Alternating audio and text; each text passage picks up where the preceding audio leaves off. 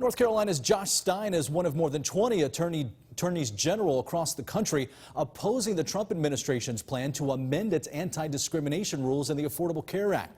Stein says this would impact women, LGBTQ, people with disabilities, and people who don't speak much English.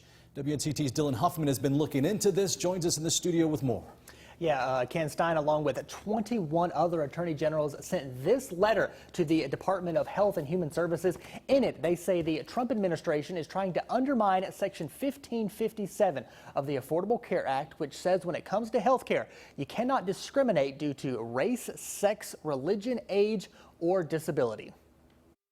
North Carolina Attorney General Josh Stein, along with AGs from states like Hawaii, Delaware, and New York, say the Trump administration is looking to roll back anti-discrimination protections for certain groups. ECU professor Hugh Lee says this stems from Trump's hope to exclude gender identity as a protected status under the Affordable Care Act.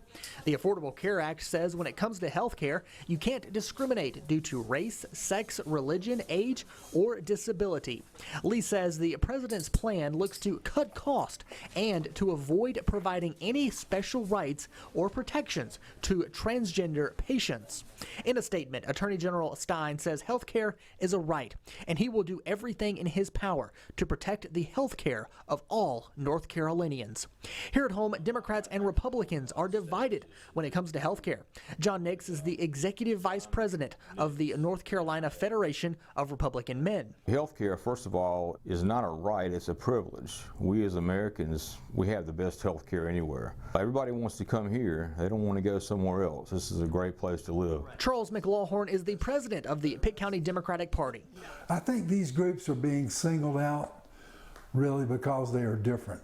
And I believe that we should base public policy on the Sermon on the Mount and not on the heathen rascal with the bullhorn at the rally. Stein says not just LGBTQ, but women, people with disabilities, and those who don't speak much English are also at risk of being discriminated against. I believe that health care should be provided and available to everyone. That people actually support the provisions that are in the Affordable Care Act. Women are doing better than they've ever done. People of color are doing better than they've ever done. This administration is doing their job. I reached out to the Department of Health and Human Services, which is who this group of attorney generals sent that letter to. To try to get more on this situation. I heard from the director of the Office for Civil Rights there at the Department of Health and Human Services. He says every person should be treated with dignity and respect, and the Department of Health and Human Services is committed to enforcing all of the civil rights laws as entrusted to us by the Congress. Live in the studio, Dylan Huffman, 9 on your side.